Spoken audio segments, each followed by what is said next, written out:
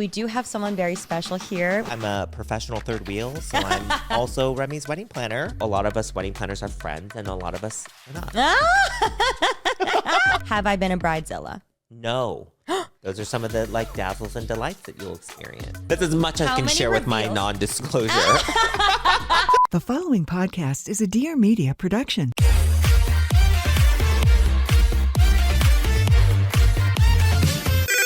Pretty basic. Hey guys, what's up? Welcome back to Pretty Basic. I am Remi Cruz, joined by a very special co-host today. Alicia Marie, we miss you so much, but we do have someone very special here. Would you like to introduce yourself? Hi, my name is Jason Ree. I'm a professional third wheel, so I'm also Remi's wedding planner. Yay! Biggest career move of my life. Don't even. Also, it's perfect because Alicia Marie also tells us that she is a professional third wheel. So love it's it. so good. Thank you for being here today. I feel like I could be Alicia. You honestly, I feel like everybody in our lives will meet us and be like, I am the perfect mix of Alicia and Remi. We get that a lot. Oh, and I do love see that. a little bit of that with you. Okay, I do. I'm into it. Jason is a podcaster. I love it. You have the best personality. Thank you. And I feel as though a lot of people have questions regarding my wedding planning process, wedding planning in general. I'm sure so many stories about that you've lived through. Yes. Let's do it. We're going to get into it. It's going to be good. We actually did ask you guys some questions on the Instagram about Jason coming on. Thank you again for coming on with us. And we got some good juicy questions regarding everything. Ooh. But before we jump in, tell us a little bit about yourself.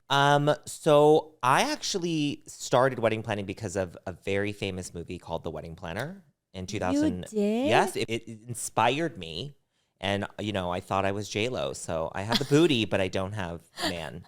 Or the many men that she's had. Or her riches. Actually, I don't have that either. But. Here at the podcast, we don't love J-Lo. Oh. Well, we do. Okay, I have to say, I will not stand for any J-Lo slander. Okay, here's the thing. We don't not love her. We do love her. And, Yeah. we appreciate what she is and what she does. But we just say, girl, pick your one and thing.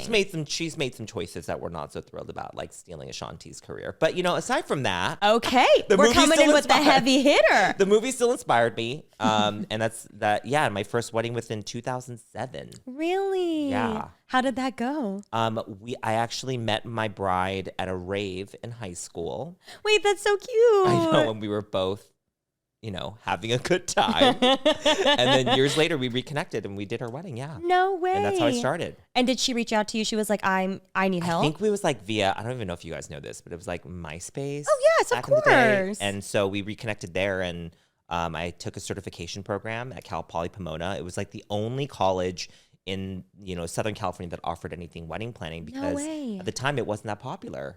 Really? Yeah, it was pre-Instagram days. So nobody was really showing weddings the way that they show them now. I never even thought about that. Yeah. Okay. And so when she reached out to you, were you already thinking about being a wedding planner? I was already in the program, and I was already certifying. wow. And then she was my first bride, and I got to work with her, and it was amazing. Oh, that's so cool. Yeah, and that was so many eons ago. How many weddings have you done since then, would you say? Hundreds. Wow. Yeah. And obviously the scales have changed. So we only do about 3 weddings a year now. So Yes. we're very, very conservative, just because we want to spend the time with our brides and our couples. So it gives me more time to be with you and do things like this. It. No, I love it so much. And a lot of people were asking where you and I met. And it's so funny. I told you this at my birthday dinner the other night, but I had accidentally pulled a diva moment. I didn't realize. So when Cal and I got engaged in September of 2023. I was like, I'm going to wait. I don't feel like planning a wedding immediately. I was like, we're not in any rush. Let's wait a little bit. At the end of the year is when Cal and I got invited on the trip with the knot. And if you guys missed that,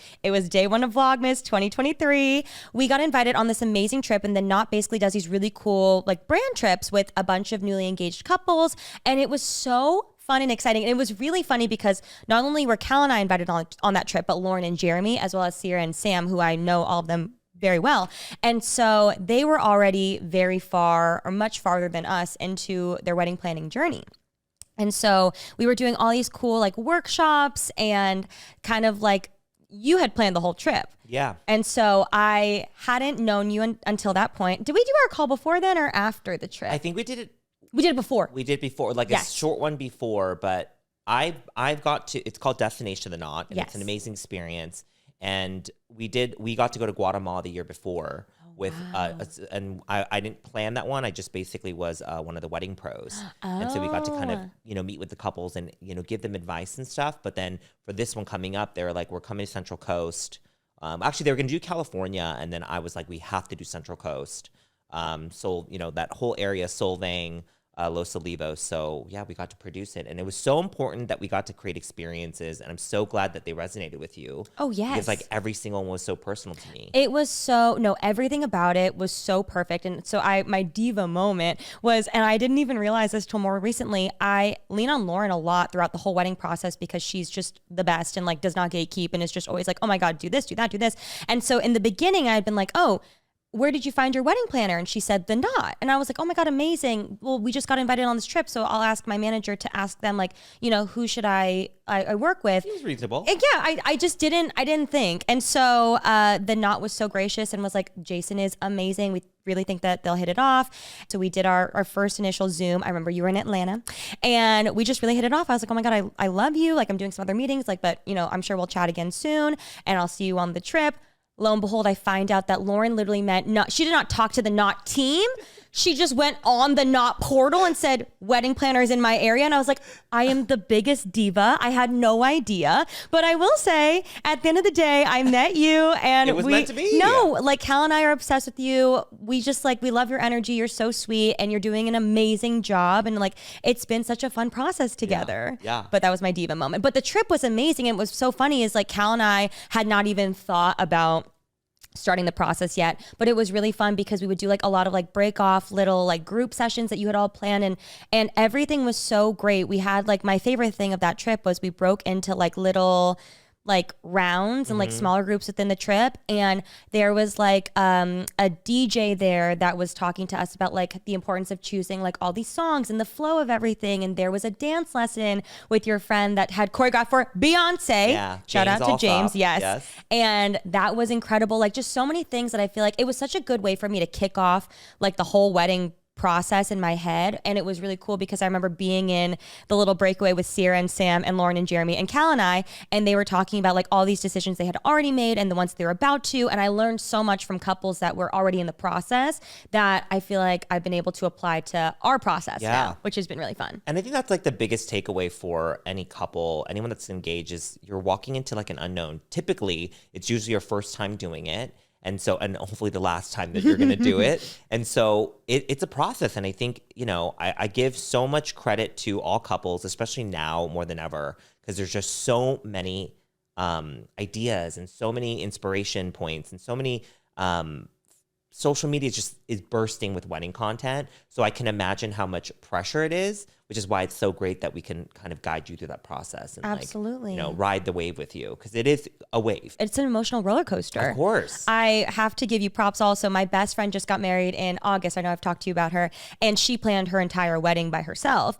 And every time she talks to me, she's like, how are you not losing your mind? Yeah. Because she'll be like, oh, like, well, what about this? And I'm like, I don't know. Like, we're going to figure it out. Yeah. I don't know. We're going to figure it out. And normally I'm a really big control freak, but I've had so much going on outside and like personal and work stuff that the peace that you've given me in this process has been like, I can't even articulate. And I didn't even know I could be so calm about something that is such a big deal. And she's always just like, you have the best planner in the world. She's like, because she knows me and she knows like how it can be about certain things. And she's like, I'm so happy because otherwise you would not be okay normally. Yeah. So you're doing an amazing job. Thank you. And I do know sometimes I call you and I'm like, I freak out. I'm like, oh my God, like, are we behind? And I love it though, because every time you and I have a meeting, you're like, seriously, do not worry. Like, I know people are going to get in your head. I know social media is going to get in your head. I know friends are going to get in your head, and just know like everything is handled. And like from the get-go when we met, I feel like I gave you all my trust, but like you've done such an amazing job that I have not needed to freak out at all. Well, and I have to say that takes a lot of work on your part. I think you trusting me is like the biggest, I think, tool in order for you to work positively with a wedding planner. I think one of those things is like, when you don't trust the person you're working with, I know that gets hard. But I think the biggest thing right now too is that we're trying to modernize a process that has been decades long, where it's like, 6 years from now, you should know what you're going to wear. 5 years from now, you should. And I think we are trying to modernize it where we're trying to be sharper with the tools that we have. We're being kind of smarter with the time that you have. Because again, you have a lot of things on your plate. So like, we just want to be more constructive with the way that we're planning it. And I think that's where I think you taking the trust in me makes me work harder, and vice versa. And so, I think that just takes a lot. So I'm very, very happy. And no, I love you. Jason and I are always on the same page.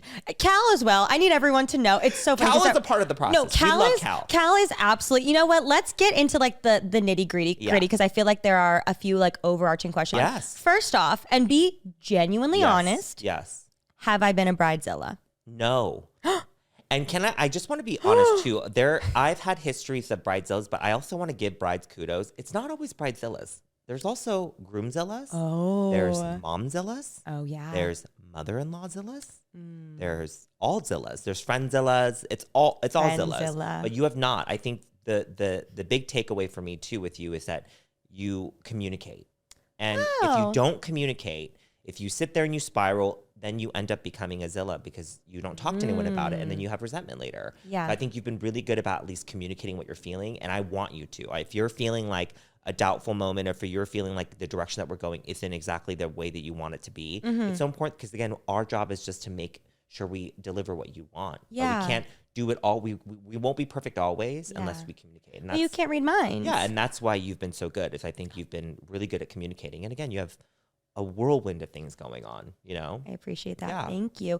I'm sure a lot of people listening are bride-to-bees currently, or are in the engagement process, or planning their wedding currently. Would you say like that's a really big tip for anybody listening who's working with a planner? Yes. Is to just over communicate? Or where is the line of over communication? Also, and again, I am somebody without boundaries. So like, I think it depends on who your planner is, but I think it's really important that you do always have conversation. And it's just like a relationship.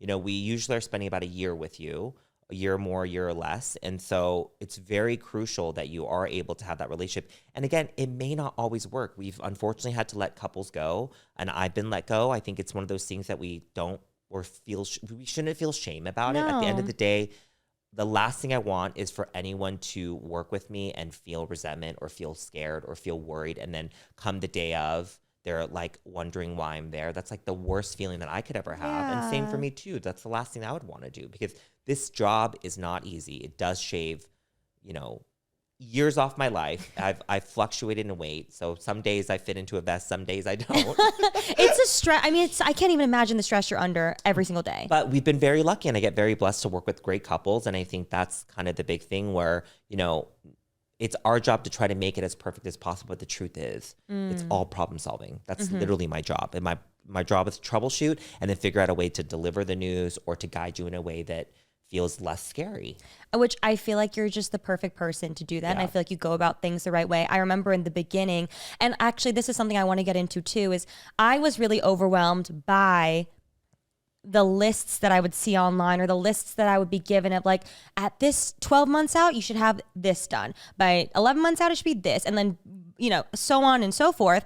And that's when I initially had my first freak out with you. Like, I feel like this was very early on, like a month or two, because I was like, oh my God, at what point do I start looking for this dress? At what point are we looking for this? I like had even a smaller freak out, but more recently, because again, people are always like in my ears saying things and online saying things, but you really like nipped it in the bud. You're like, we've got this. Yeah. Because as of right now, we're a few months out from the wedding, and between you and I, and we have the venue locked, we've got the dress, we have the photographer, and then that's kind of everything else. I think it's really interesting because, again, I think there's decisions that are made in that urgency and that pressure that, like, if you look back on the process and when we were about to make some decisions that we ended up not making. Yes. Can you imagine? Give them the details. Let them know. They want the tea. There was a venue. There were some challenges. I mean, we reviewed, I would say, over 80 venues. So just to be really thorough.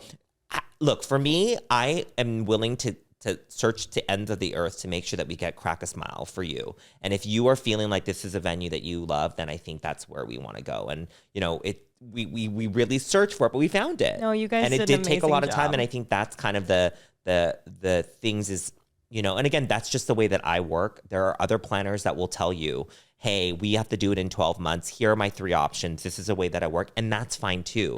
That's just not the way that I work. I work in a very creative way where, again, we want to be constructive, but we also want to create some new experiences. We want to try to create personalization to everything. And so we don't want to create the same thing twice. And if that's what we do, then that takes time and it takes effort. But You know, I just look back on some of the things that, you know, it's like, okay, I think we have to make better decisions. And again, like, you know, I think if we were to do things differently at that time, we would have been in a different situation. And again, it still would have been beautiful, Absolutely. but it wouldn't have been where I think the direction we're going now. I agree. You know? I agree fully. I think also, I mean, first off, I've already said it a billion times with you in general. And also when you're not here, I'm like, he is the best. And he's so patient because you did go through a lot of venues. Yeah. We only physically saw 4, I think it was, Yeah. but you did so much on the back end and like making presentations and things. And I think looking back now, my one thing that I would change had I known how much work was going to go into it was I just wish like leading up to the engagement, I guess maybe, or just like when we did get engaged, I had sat down with Cal and we had done a little more research together of like, what do we want? Because I think when we came to you, we were like, no idea. Like Yeah. absolutely no clue, which made your job a lot harder. It does, but I think that's kind of the difference between the tiers of planner that you have, right? You end up, you were lucky enough to have a planner that you were able to start with from the beginning, Yeah. and were able to create whatever. There are other opportunities with other planners that may come in a month out or partial planning, and in that case, yeah, it's a different experience. But I do think that's a really important thing that you brought up, is that I think a lot of times couples forget to talk to each other throughout this process because there's so many things going on. You guys are also blending families, you're blending friends, you're just learning each other, you're finding out all these different things as you're going through this process that, like, I think just talking to each other is important. But I think you can't really look back on it and say like you would do it differently, because I don't think it would actually change it as much as I think that's just the way that it happened. And I think it's super important for you to just acknowledge that, like, you know, by you even finding a partner to build this wedding with you was you being smart, you know, you being strategic in it, you know, and that's how we cultivate this relationship. Thank you so much. Yeah. You were so nice. No, I feel really excited about it. And I do think, like, you know, I think, again, if we're going by a traditional timeline, yes, we are shorter than the traditional timeline. Okay, yes. What would you say the traditional timeline Like, is? everyone says a year out. So it's like 12 months out is like the threshold. My whole thing is, as long as your guests know what's going on, Yeah. as long as you are giving everyone the proper amount of time to do the research or to do whatever they need to do to get to wherever they're going, I think that's the most crucial thing. And what would be a proper amount of time for guests to be aware of I everything? would say it's 6 to 8 months out. Okay. I would say, because that's usually the invitation time as well. And again, if you're doing international or local, it's always very different. Changes everything, It yeah. changes everything. So I think that's kind of the variance. But we're also now in a day and age where technology is technology. So, like, you know, people are doing a lot more ways of getting people to find information a lot quicker.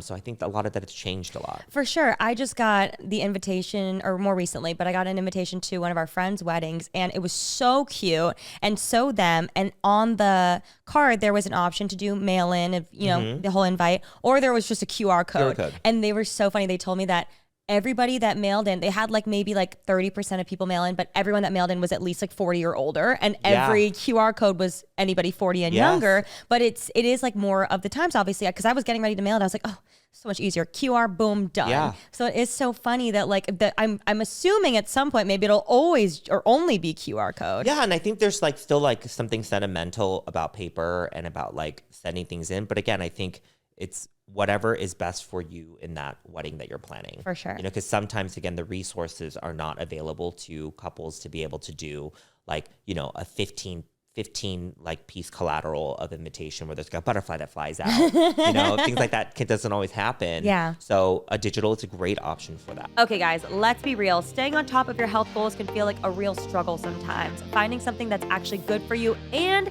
tastes good too, that's been the hardest part, but that's why I've been loving Premier Protein. I really love the ready-to-drink protein shakes, but they also have really yummy protein powders too if you like to customize your shakes. So no matter how busy your life gets, you can still fuel your body with something healthy and delicious. They are so tasty and have just 1 gram of sugar. I love, personally, the cookie dough flavor and the cake batter delight. You guys know I love anything cookie dough and anything cake batter. I've been drinking the cake batter for years, and it's truly one of my favorites. But if you're not like me and maybe you don't love like a caramel or a cake batter flavor, they also have so many other flavors like the classics, chocolate and vanilla, caramel, peaches and cream, cinnamon roll. I've actually tried the peaches and cream. That one's also delicious. And so much more. There's literally something for everybody. And I love that these shakes and powders are so easy to get my protein in, whether it's a quick breakfast or a post-workout boost or even into a smoothie. Plus, they are so convenient. I just throw a shake in my bag when I'm heading out the door, and I know I'll have something filling and satisfying when I need it. No prep. No stress. You guys know protein is so important to get into your diet. If you want to build muscle, if you want to maintain your muscle, if you just want to hit your protein goals, it's so easy. Premier Protein is so great. I also love to put it into my like ice cream machine and make ice cream with it, protein ice cream. It's so delicious. So if you guys want to sweeten the journey and keep your health goals simple and delicious, you need to try Premier Protein. Visit premierprotein.com and go to where to buy to find a retailer near you or shop online. Premier Protein, sweeten the journey. Okay, so I have to admit something. I recently checked my subscriptions and tell me why I was still paying for a service that I haven't used in months. You guys know I do not have the best memory, and I completely, fully forgot that I even signed up for it.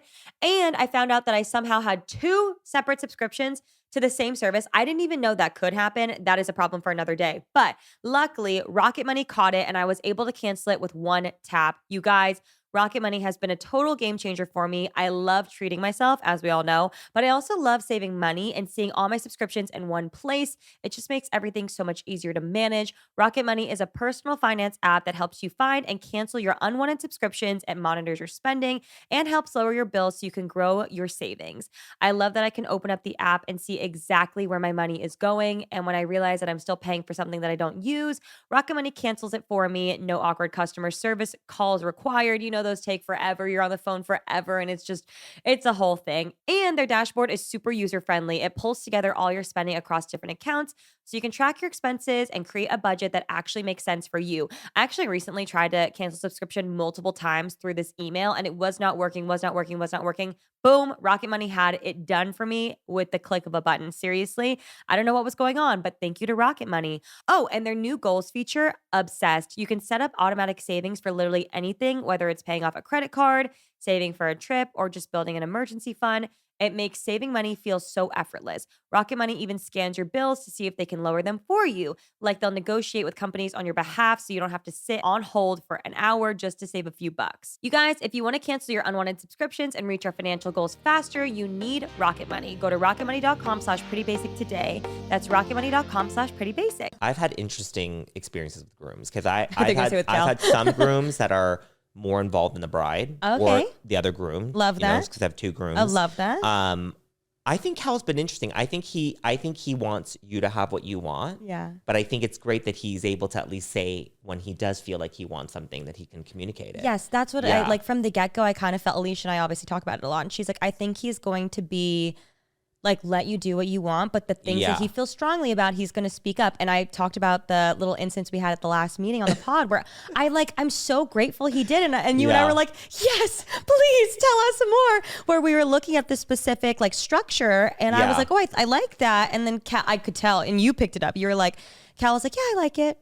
And you're like, well, do you really? And he's like, well, I don't know if like maybe 20 years from now, we're going to look back and feel the same way. And I said, that's amazing input. And you're so right. And I think that was so great, but I love that he feels comfortable, obviously voicing whatever he does voice. Well, and I think also this process has never really given, the straight men the ability to do as much as they want. Mm-hmm. It's always, the wedding industry has always been tailored towards women.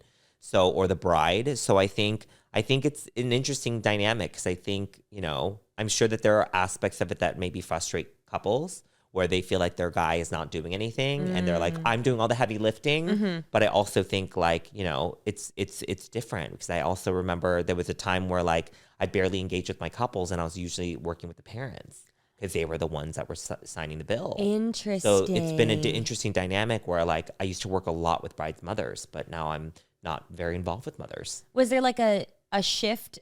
Like, do you remember like the shift that happened, or do you know why the shift happened? I feel like a part of the shift happened as soon as I think couples started to realize that if they don't take money from their parents, then they can do whatever they want. Yeah. And so then they were like, we're good parents. Like, we're going to fund the wedding. And that means that we can do what we want and not have, 1,500 other people at the wedding. I was going to say, one of my girlfriends is having a wedding right now and she's planning it with her and her parents are paying for it. And she's like, oh my goodness, like they have all these like, opinions and things, which I feel like just comes. But I bring up this idea a lot on the pod because I remember at the Destination the Knot trip, you did like a one of the pros kind of like a Q&A thing. Yeah. And panel. And you had brought up like the big question, because I've told like any of my, like my sister-in-law, future sister-in-law is about to get married, like all my, like my best friend that got married, like what you said stuck with me so much. And it was the idea of, if you are having family or people who are, you know, funding or giving any sort of like contribution to the wedding, you said, have this conversation with them where it's like, oh, mom and dad, thank you so much for your contribution. That's going to go to the catering. Yeah. Do you want to be involved in like the decision of like, are we doing fish or chicken or whatever it is? Or like, oh, thank you so much for the florals. What do you think of this? If they want to have some sort of say, but devoting it to one specific category. And that was kind of a tool that we used back in the day when when parents were so involved with, they would be like, okay, well, if the in-laws are going to donate, or if they're going to contribute this amount of money, they can put that towards a photo booth. And so they would be like, they provided the photo booth. And that way it was a little bit of a harder line to say like, hey, this is the amount of access we're giving you. But I think again, every parent dynamic, family dynamic is different. Yeah. And I think that's just another one of those fun factors of wedding planning, is that depending on what the family dynamic is, it becomes a much more fun experience. I feel so badly for the brides and grooms who like feel like they don't have a say in their own wedding. That's really sad. Well, and that's one of those things where too, it's like, I think in this process, it's important to advocate for yourself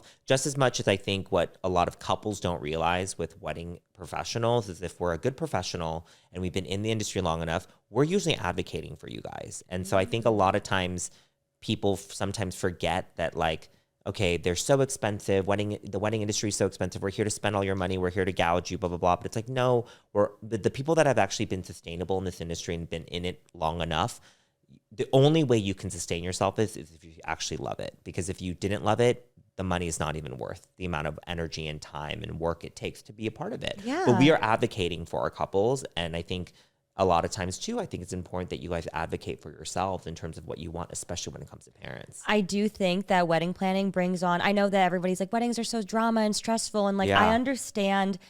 I mean, you might be like nervous that you have a weird aunt who's going to be weird at the wedding, but it really is like, it teaches you to have boundaries and have like hard conversations that you might not have ever had to have leading up to anything. It is a stressful time.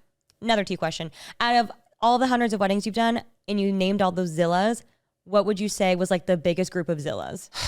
I mean, I had this mother, she was so terrible. And it was actually the reason why, because at this time in my career, I never fired a couple. I was so scared to fire anybody. Yeah. And I felt this like sense of responsibility where I had to like finish it with them. But this was actually one of the first weddings that I think made me really reconsider that. And then we added a new clause into our contract. When something happens, you have to add a new clause. Yeah, That's it's bad. basically like a harassment clause, but basically it's like but I remember vividly the mother refusing to let me see the bride during this, like as we were setting up. It was the ceremony. mother of the bride? It was the mother of the bride. Okay.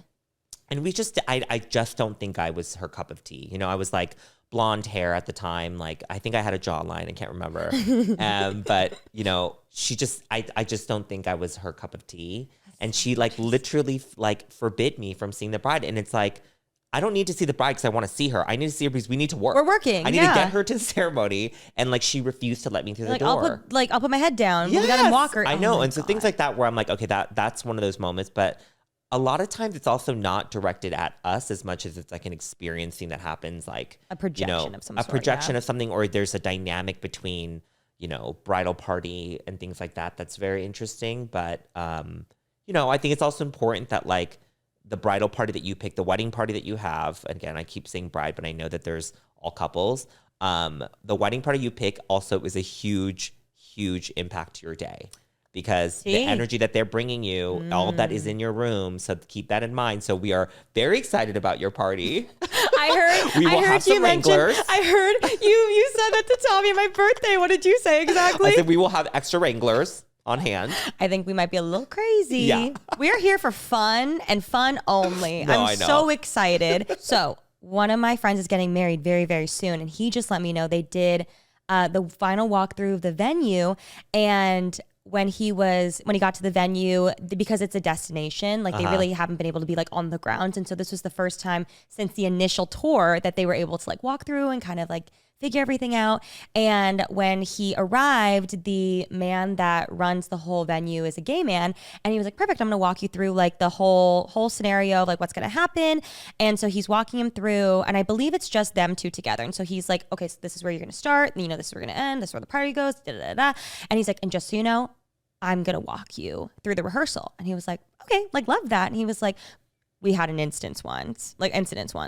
And my friend's like, oh, okay, like what happened? And he said that before he was doing it, before he now is the only person that's able to walk the grooms down for the rehearsal. And so he had said that I guess previously it was a woman that was doing it, and she would walk them through the rehearsal to, show them where to go, show them your spots, whatever. When the bride found out that it was a woman that walked him down the aisle, she lost her mind. She was like, you're going to walk down the aisle with another woman before me? Absolutely not. Cussing everybody out, cussing the groom out, cussing the staff out. Yes. In New York, I believe. Oh, interesting. Isn't that crazy? But also, why is the person walking the person down during the rehearsal? Is that not normal? I mean, we will guide you, but we don't show you. Yeah, we're not holding your hand and like. I don't know. I might hold yours actually. Please. But could you carry me down? Actually, absolutely. I was just like, oh my god. And then it's funny because he was telling a group of us, and then one of the guys goes, well, that marriage did not work out. That's really interesting. Yeah. And so the man was just like very adamant, like, do not worry. Yeah. We have now stepped in. This is like our clause moving forward. I will be the only one. He was like, I mean, I don't think my bride would have cared, but like, okay, sounds good. But I just thought that was a really crazy story. That's such a reflection of what's going on in that partnership. Absolutely. That's really unfortunate. Yes, I know. I hope they're okay. I hope they're well. We send out love and light. We do. We do. We hope you're fine. Long, prosperous marriage. Yeah, that's interesting. I don't know. It is kind of cool because like as a gay man, surprise, I'm a gay man. The industry, I feel like the wedding industry, we're kind of celebrated a little bit more. But it's interesting because it's usually a woman or it's a gay man that is in like a wedding planning role. And I guess my question to you is like, in your mind, when you were looking at a planner, were you ever thinking like, hey, do I want to work with a specific person, or was it just like a connection of a personality? I really think it was very just personality driven and kind of just like feeling. I remember hanging up the call with you, and Cal and I were like, oh my God, I feel like he's just perfect. And you and I also have a lot in common. We grew up in a very in pretty much like the same neighborhood essentially. And we're both Korean, and we just like had a lot that we connected over in the beginning. And Cal again, throughout the process is just like, whatever you want to do. Like he trusts my gut, my intuition. And again, when he has like a feeling about something, he'll step in. But for the most part, he was like, I just feel like that was really good. I remember we hung up, we're like, oh my God. We'll get back to the conversation we're having, but I did have like a little tangent question. I remember when we did that call, you had mentioned that you were like, I am a full service planner. Yeah. And you had mentioned there are like different tiers of planning. And earlier in the episode, you had mentioned there is like a partial planner, a day of planner, full service. Yeah. Can you walk us through a little bit of that? Yeah. So, I mean, the industry, we in the wedding industry have been very adamant about no such thing as day of coordination. So like, if you say day of coordination, it's like a dramatic thing. But honestly, amongst planners or amongst planners. Oh, really? And again, like it's language that I think is hard for anyone that's not in the wedding industry to fully understand. But like day of coordination would imply that I can pick up a binder and just join you the day before your wedding. My best friend had that at her wedding, I will say. And to be honest, the way that I always express that is like, think about how long it takes to plan the wedding, and think about how long then it would take for you to share those expectations and basically onboard someone. Mm-hmm. And you have basically less than 24 hours to do that. Wow. I think that's the challenge with day of coordination,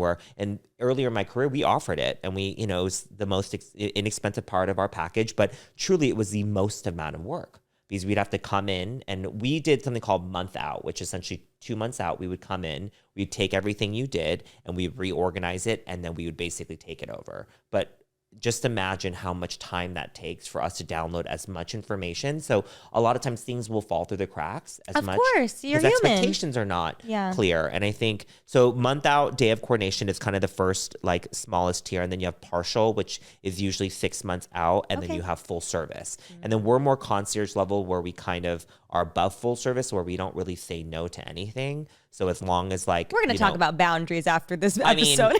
Girl, boundaries is something that I've been learning all through my life. We'll get to that later and too. I'm finally learning them in the last 2 years.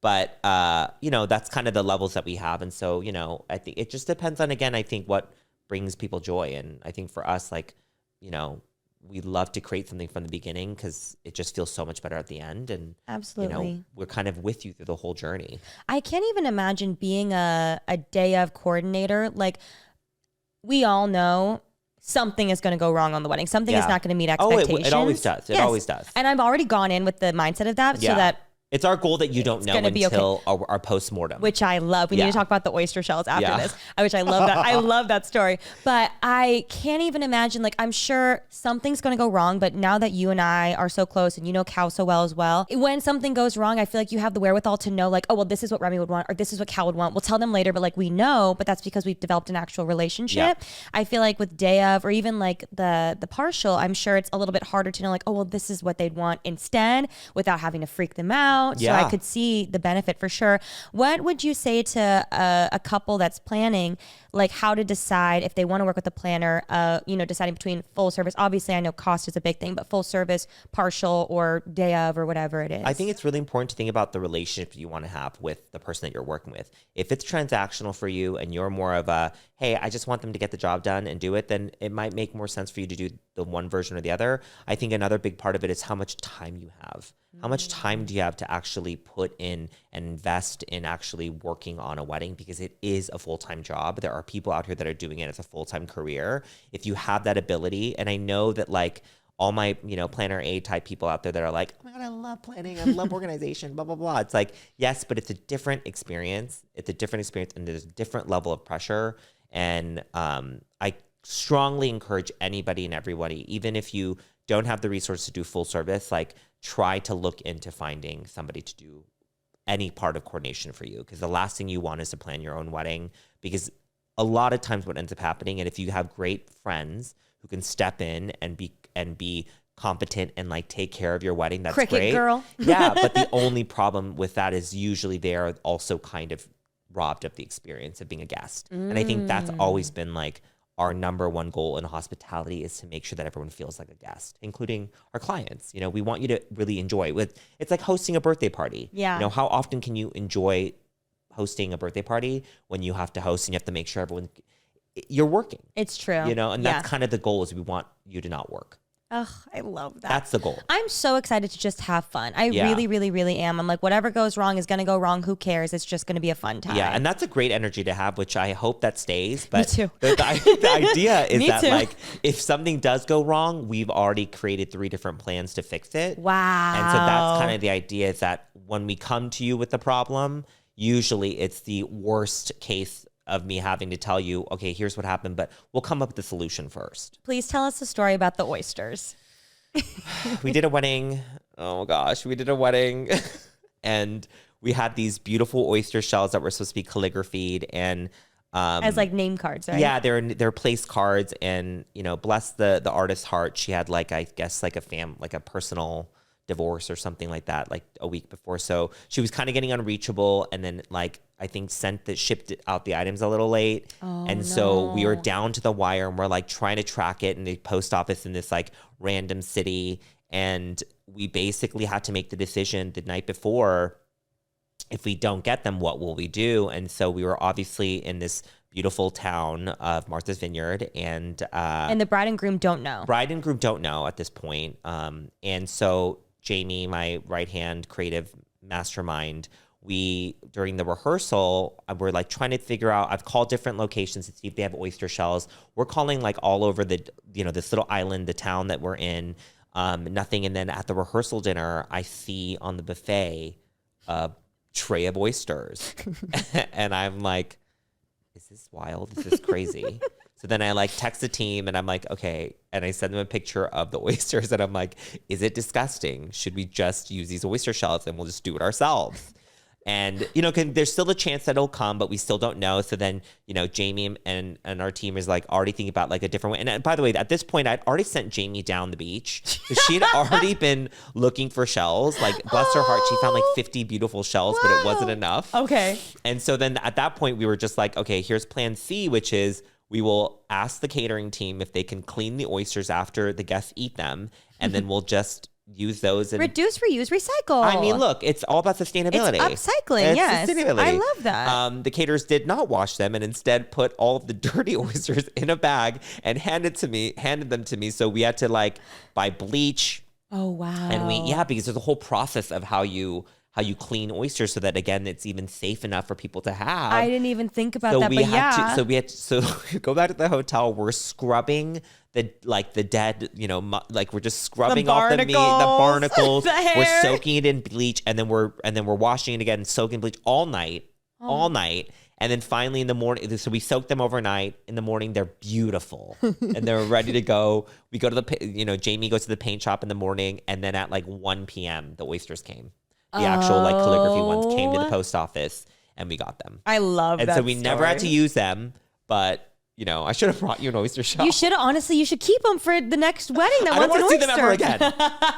There are certain things that I'm like, I never want to see again. You know, I don't eat oysters anymore. I love oysters, but after the brain-eating amoeba, I haven't eaten an oyster in like 2 years, and I miss them. What brain? So I learned you're only supposed to eat an oyster if the month ends in an R, I believe it is, because if it's not, or there's something, I'll look it up, but it's only during the colder months, because if you eat them during a warmer month where the water is warmer, there's a better chance of like bacteria growing, and people will sometimes eat oysters and there will be brain-eating amoeba and they will die.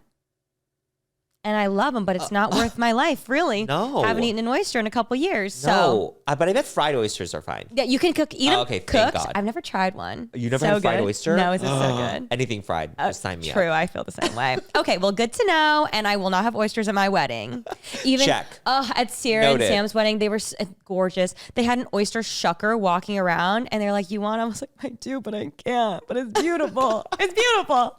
It was so gorgeous. Okay, back to the conversation. I'm so sorry. We tangented for a long time, but we were talking about you being a gay man in the industry, and you did say that you feel as though you guys are celebrated more. Well, yeah, I think there's privileges, and again, I think it also, I don't mean to sound like so woke, but it comes down to like the male privilege. I think we are privileged in a way too, where I think gay men in the wedding industry have some more perks. I don't know if it's because like in the history of like film, you've always seen like a gay wedding planner and it was like a man. Interesting. You know, if that's like the visual you have, aside from Jennifer Lopez, like, you know, Father of the Bride, you have like the gay man being the planner. So I don't know. I feel like that's maybe one of it, but also like, I think, I don't know if it's because I don't know if this is even smart for me to say, but like, I feel like even though I'm a gay man and I can communicate with women, I still don't have that extra tingly thing that women have with women, where women just know when a woman is being shady. Like women catch it more than us men do. Women's intuition. It's so true, but it's like, and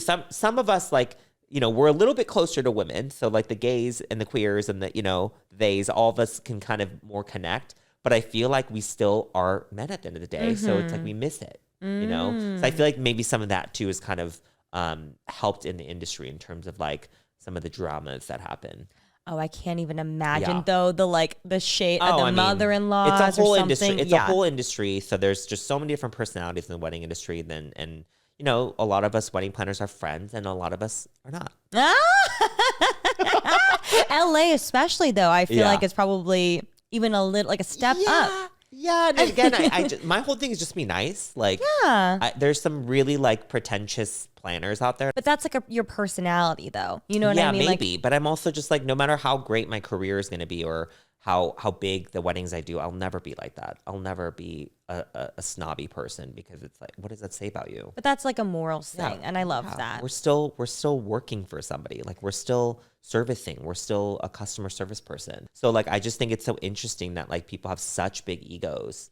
And it's like, we're all still working. I mean, I do think it's crazy in LA, like weddings aside, weddings are obviously so big, but like seeing some of these like birthday parties for kids. Oh, yeah. Like, I mean, we've done some amazing parties. Really? Yeah. And again, like NDA aside, like, you know, it's it's usually like high wealth families, and it's for their families, so no one's gonna see it, and it's some of our best work. Interesting. And you can't even post it then. No. Interesting. Yeah, like we're like there's like mermaids, there's for like a 2-year-old birthday in party. A pool. Crazy. Yeah, it's great. I just like I can't when I see some of these like the Kardashian parties sometimes I'm like, this is insane. Yeah. It's crazy. And it's out there. That's what we're doing. I believe that. Wow. I have a question for you regarding what do you feel is worth splurging on and what do you feel is worth saving on? I think that's a case by case depending on who the couple is. I think anything that creates a memory and an experience is always so great to splurge on. I think service is something that people don't realize. You may not be able to physically like tangibly grab it, but you can feel it. And so like always go for the thing that is going to make the hospitality experience a little better. And if that's like a better service provider for catering or for whatever, I think those are always worth it. Time and energy, labor, I think those are all big factors of why things are expensive in the industry. But I think there are things that are worth it because if the people are taking time and doing it, that means the result is going to be better. Okay, did you guys know the average bottled water has 240,000 tiny microplastic particles in it? It's actually so gross, and it's not just bottled water. There's so much news about microplastics in our tap water, our bodies, and even our blood. It seriously makes you question everything that you drink. That's why here at Pretty Basic, we've been obsessed with our Life Straw Home Studio water filter dispenser. It's the only filter that we've used that actually removes over 30 contaminants, including microplastics, bacteria, and PFAS. I told you guys, but I've already tried other water filters before, and they were either huge and took up too much space, they got nasty really fast, like that filmy, gross nastiness, or they barely filtered anything and you could taste it. This one is so sleek, it fits perfectly in small spaces and comes in so many colorways. It's perfect for your dorm room, your small kitchen, or honestly anywhere. The taste is also so much better. Knowing that it's filtering out things like PFAS and bacteria makes me feel so much better about what I'm drinking. And LifeStraw is a certified B Corp, which means that they give back. For every product sold, a child in need gets a year of safe water, and over 9 million kids have been helped so far. It feels so good knowing that we're not just drinking cleaner water, but also making a difference. So if you're ready to ditch plastic and feel good about what's in your water, you need the LifeStraw Home Studio Water Filter Dispenser. No more nasties. Use code PRETTYBASIC for 15% off your purchase of any LifeStraw home product at lifestraw.com. That's Pretty Basic for 15% off at lifestraw.com. Offer can't be combined with other promotions. Say goodbye to contaminants and hello to safer, better tasting water. This comes to no surprise to anybody. I love Skims. I cannot stop wearing them. At this point, my bra and underwear drawer are pretty much exclusively Skims products. Everything from their Fits Everybody collection to their shapewear to their super comfy sets. I love everything so much. I'm literally sitting here talking to you in my Skims PJs, the new Valentine's Day Conversation Hearts ones. I love anything heart-shaped, and they're just so cute and so soft and so comfy. I have been living in these for the past 3 days, and I cannot talk enough about them. All of my Skims products are the most amazing, stretchy, and supportive fabrics. I can literally wear them all day long with no digging, falling, or honestly any discomfort at all. And as someone with a larger chest, support is so important to me, and I've yet to find an unsupportive Skims bra. Literally yesterday, I wore my Fits Everybody t-shirt under a little cardigan, and I felt so confident, so sexy, so hot, and it's just simply a t-shirt, but it's like the fit and the fabric, it's so soft. You feel like you're wearing nothing, but it's just hugs you in the right places. It's amazing.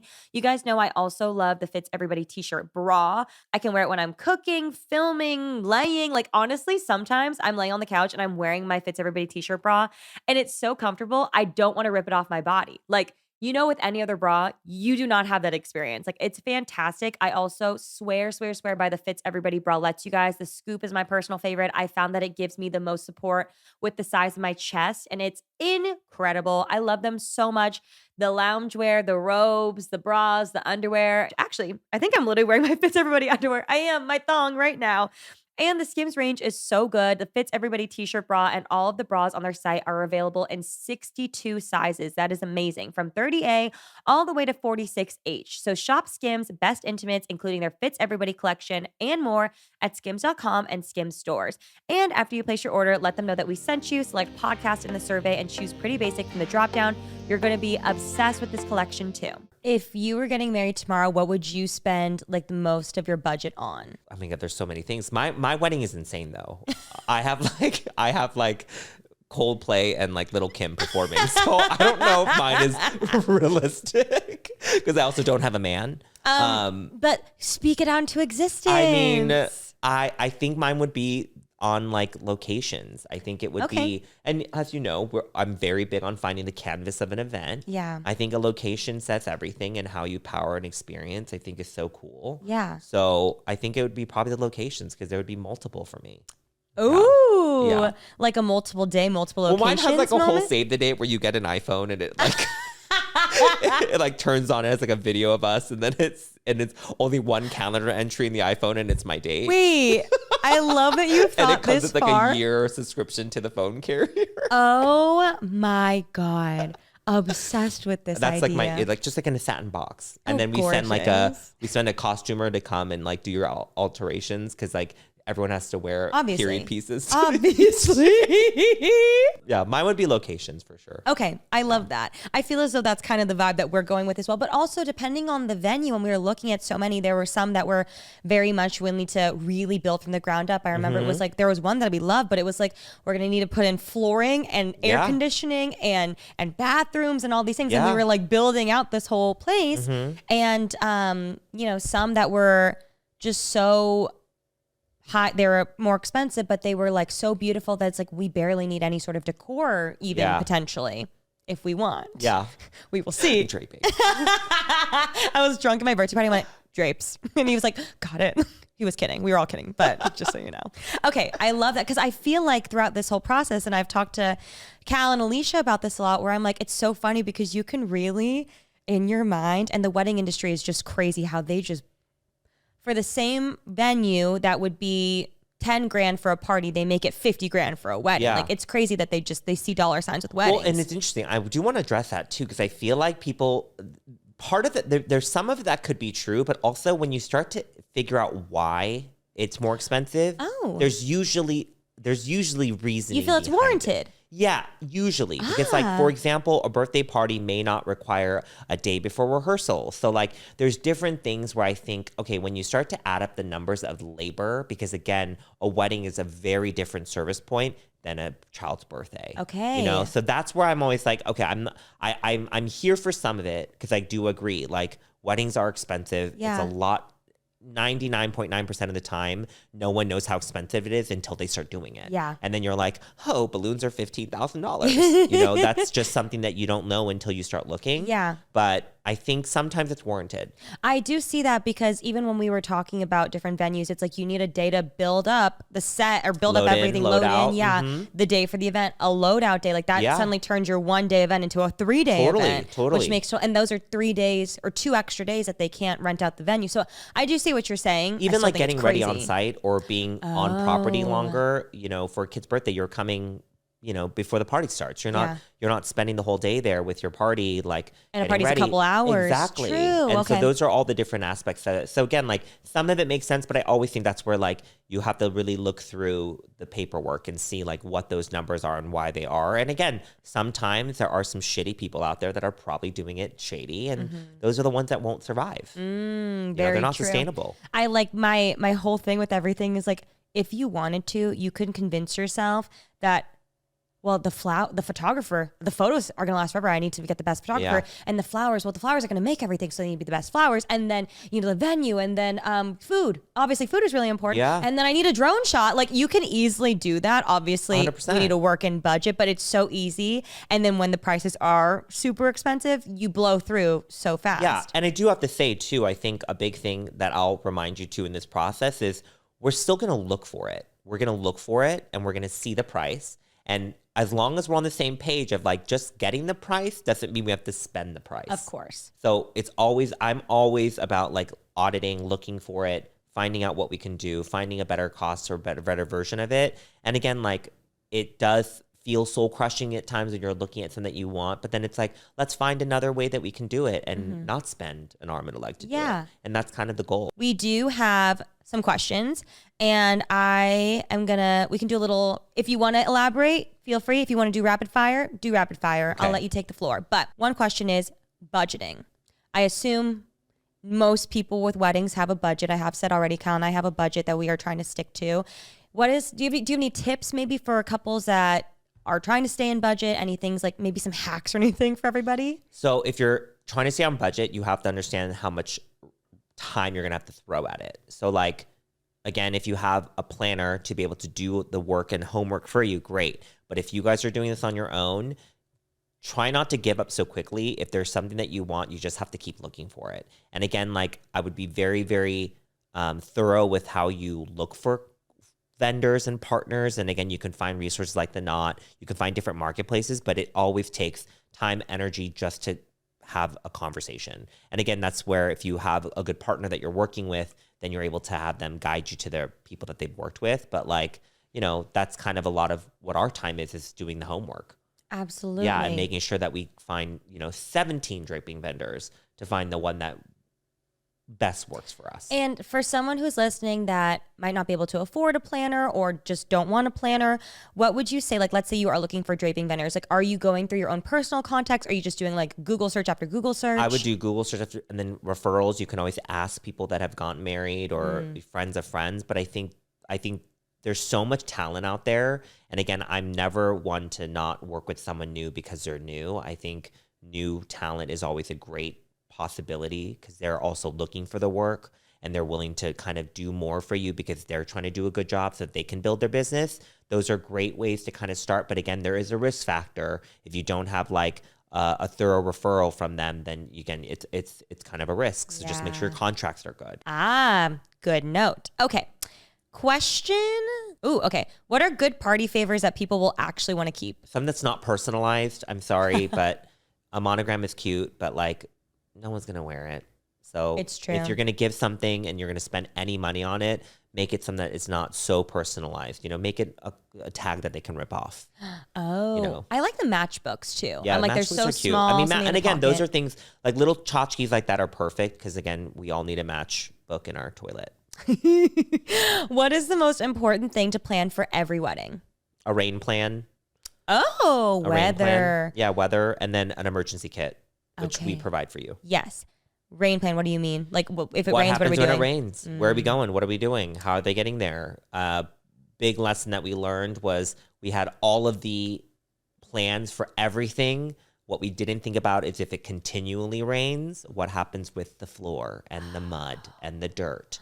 Those are all things that we didn't learn until we actually experienced it. Of course. We had all of the other plans. Umbrellas, we had everything you could think of for rain. Yeah. Only thing we didn't think about was after hours of rain, what happens to the floor. I had a friend that got married and the rain was not on the forecast day before it popped up. Yep. And it rained really hard and they needed tenting, but because obviously everyone scrambled for these tents, they charged them $30,000 that they didn't account for in the budget, but they needed it. Yeah. But that's insane. Yeah, but I mean that's kind of how much tents cost, Oh, is that normal? 10K and up, yeah. Oh my God. Depending on how big the umbrella. It was big. It was a big venue. Yeah, big okay. tent. Jesus. Okay.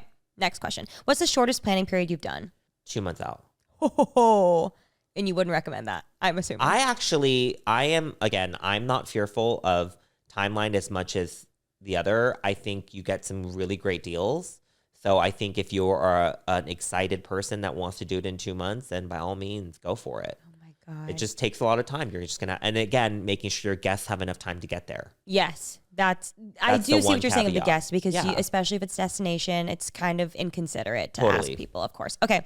What is the most fulfilling aspect of your job? I think when the ceremony's over and the reception is over and you guys are dancing, that's my most fulfilling. It's like we Really? feel accomplished. Yeah. You're having the best time of your life. That's probably when I feel the best. Pat yourself on the back. Yeah. It's done. Or maybe when the final check comes. Well, I can't even imagine how like fulfilling it is to just be able to like put a bow on it, wrap it up, like this intense job that you've just done for a year is done. Yeah. That's amazing. I know. And it feels weird too, because like, and then at that point we're like, okay, how do You're we like see you bittersweet. again? Yeah. Oh, kids' birthday parties. I know. It's first birthdays. What is the biggest wedding don't that people still do? May I interject? Yeah. The garter toss, I think, is so yucky. It's probably sweaty. It's so interesting. Well, okay, so you're not supposed to be wearing the entire garter the entire night and then having them take it off. Okay. We've always, like, when we used to do it back in the day, we used to put a fresh one in. I don't know how everybody does it. Okay. I think if it's you and it giving an ick to someone else as long as you guys feel good about it. Because I also think that there's a tackiness to weddings that is just a historical thing. It's true. That generationally, somebody will look back on it and be like, oh, we had sashes on bridesmaid dresses. Like, you know, and somebody finds that icky. But I think it's just part of the history. Charm too. I totally see that. I do agree. Don't yuck someone's yums. Yes. For me, I won't be doing a garter toss. I'll be doing the garter toss. But instead, that's in the contract. Everybody gets like a MacBook. Whoever catches it gets a MacBook. Oh, I love that. Or maybe they just own Apple after that. I love that. Okay. What was your favorite wedding trend of 2024? Destinations. Ooh. Yeah, locations. We did Vietnam, which was phenomenal. Gorgeous. Hot as hell, but so worth it. What month was it? It was July. Yeah, that's going to be hot. Yeah, July, August. Yeah. I bet your skin was so good though. Oh my that God, humidity, it was glowing. Yeah. Okay. How can I keep my wedding timeless so that we don't look back and think it's tacky? I think not leaning into too much of the trends. I think also photography, finding a good photographer that the photos look timeless, I think is super important. But I think that's one of those things where I think you should be proud about the generation that you got married in. So like if it is of that time, like that's actually something you should be celebrating. Wait, that's really cute. You know, I think about my mom and she got married in the 90s with the big puffy sleeves. Yeah. And it just was of the time. It's of the time. You had to and be I think there. it's so historical. Yeah. At the moment. It is really and beautiful. it'll come back. That's the thing about fashion, right? So true. It'll come back. It will come back. Okay. What is the most random Remi request that you've gotten so far? I don't think that they've been random. I think I love your tangents and I love the screenshots. So I just archive them. I save them. Wait, all of the random. I'll be on Pinterest and I'm like this. I just like a there's random probably Instagram. Zero cohesion, I'm sure. Here's the thing. I see it, send it to you, forget about it. So I know they're like the most random things ever. I just put them in the Canva. I just drop them in. Gorgeous. Yeah. Okay. What to do first and last when planning a wedding? Very good question. I think first is to have a conversation with your partner and ask them what they want. Yeah. And what you both want. I think that's a great one. I think talking about finances is super important. And again, it might change, but at least having that conversation. Last thing is to just let go and have fun and be present. You know, let everybody do their job and be present. Yeah. Yeah. I like that. Yeah. I feel like we should enjoy the day. Like everybody's worked so hard to get there. Yeah, you're not going to do it again. Yeah, hopefully. What is the most common wedding regret people have? It's been usually, sometimes it's photos that they regret not getting the photo that they wanted, or a photographer that they wanted. A lot of my couples don't have any regrets. So, no, I think it's usually something like they didn't end up doing that they wanted to do. Oh, yeah. Just based on like timing. Yeah, but even for us, like we will, if somebody last minute wants to do a dance or whatever, like we will figure out a way to make it happen. But like, you know, it's like your one day. So I think anything that you kind of like didn't want to do and you end up kind of regretting it, those are things that I'm like, you should do it. I love that. Yeah. How do I efficiently explain my vision to my planner? I think curation of photos and content is important. I think communication is really crucial. And I think working on the communication to make sure that they understand. So like not expecting them to just get it, you know, I think putting the effort and time in to do it, you know, with your planner. Absolutely. I remember one thing that you brought up to me in the beginning. I think it was our first call ever. You had mentioned that how your team works is there will be someone on site for me the day of where I won't even be given a plan of the day. Oh, we won't give you a timeline. Already stresses me out Yeah. because I am a timeline girly, but I'm letting go and letting God, and they can come and tap me and you'll be like, yeah, it'll be me, and I'll be like, okay, we're going here. I love that. That's the you just float. I think that's good though, because given a timeline, you're like, oh my God, we're behind 5 minutes, we're early. And like when you've already shifted and it's fine. And that's the limbo that we're going to play. Like if we're over 5 minutes, we cut something and we're basically just going back and forth. And the goal is to end at the right time. It's like a show. It's It like is. a musical. It is. It's pretty crazy. It's a fun, crazy show. Okay. Top 3 reasons you would need or want a planner. A sounding board, I guess, a professional guidance to make sure that you're not going to the wrong vendors, and at least having a second set of eyes on something, and so that you guys don't end up killing yourselves.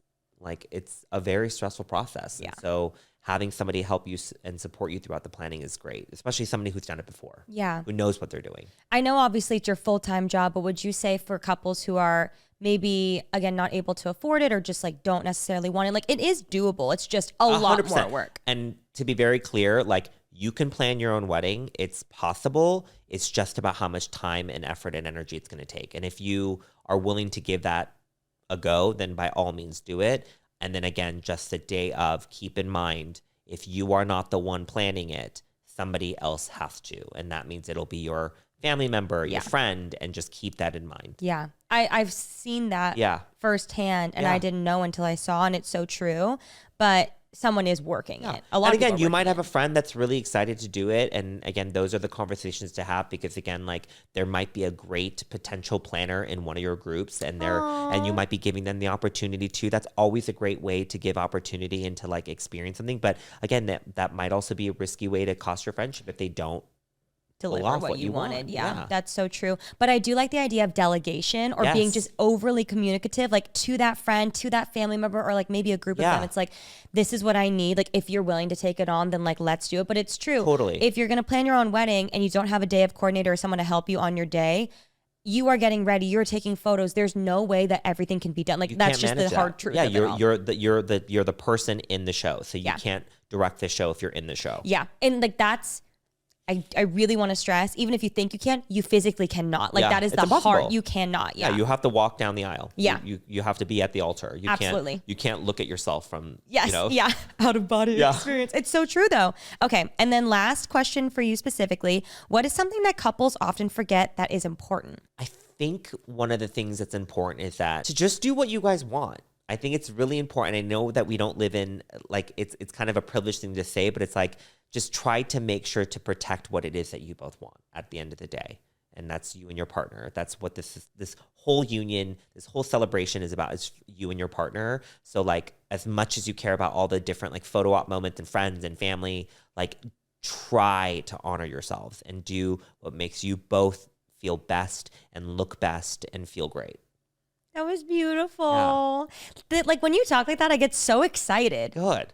I realized I started a story or like a little anecdote at the beginning, and then I forgot to circle back on it, but it was during our first call, and you had mentioned that you love like a dramatic reveal at a wedding. And that truly, I was like, I love it. I love the drama. Yes. I love a party. I love we love a room reveal. Yes. Like, we love when you go from one experience to another. An experience is what you always say, but I love that. I love, like, as I've been a guest now at quite a few weddings, and I love just like feeling surprised. I love being awed and shocked and guffawed and all the things. So when you said that, I was like, oh my God, I feel like we're a perfect fit. It's actually kind of going back to the original, like, old school days of a progressive wedding experience. So it starts in one location and goes to another. So those are some of the like dazzles and delights that you'll experience. Dazzles and delights. After you said that, I was like, amazing. So that's as much as I can share with my non-disclosure.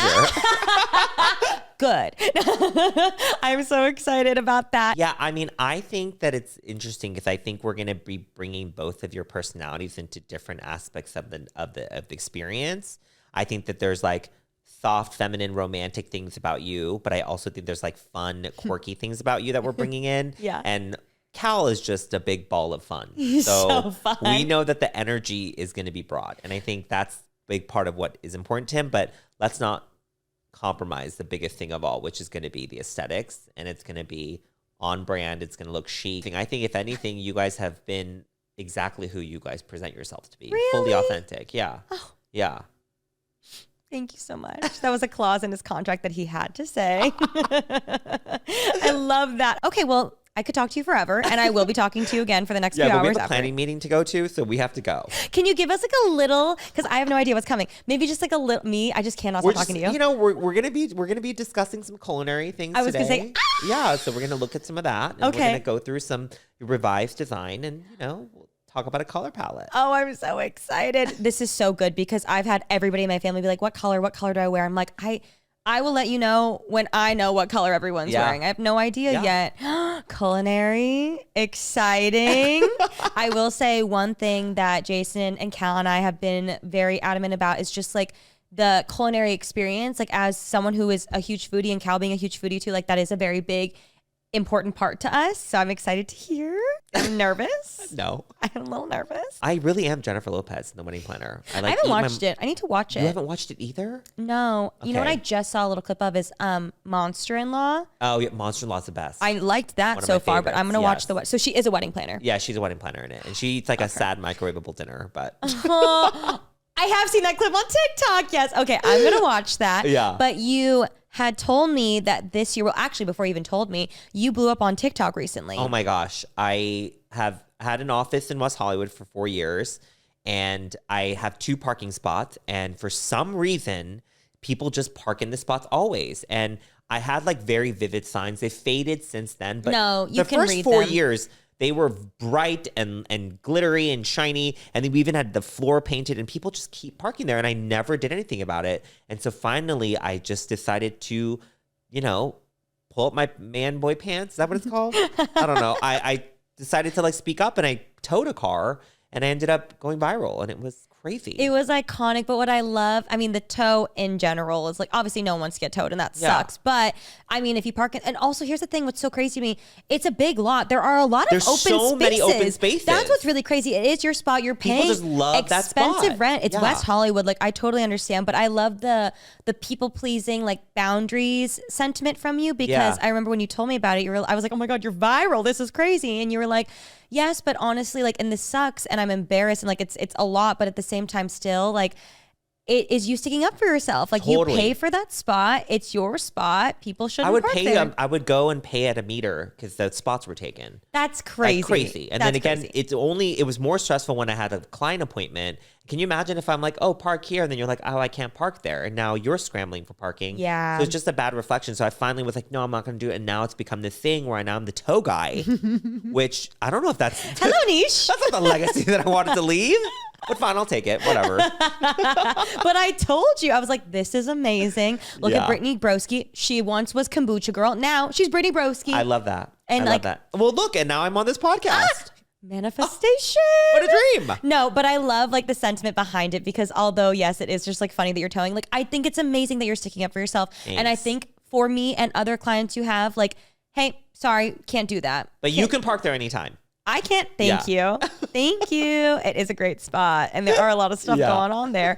No, but I'm proud of you, and I'm so excited that you're viral. That's so exciting. And I was telling everybody when we walked in, it's so funny because when we did our last planning meeting, it was during my Vlogmas, so I posted my vlog, and you were there, and everyone's like, is that the tow guy? Oh my God, is your planner the tow guy? And then you were telling me on your TikToks, people were like, wait, is that Remi? Yeah. Like it's a perfect little kismet relationship. Yep, feel very blessed. Well, thank you for coming on. I'm so sorry. I will finally end it. Please shout yourself out to the Pretty Basic listeners. Jason roars like a lion on Instagram and TikTok.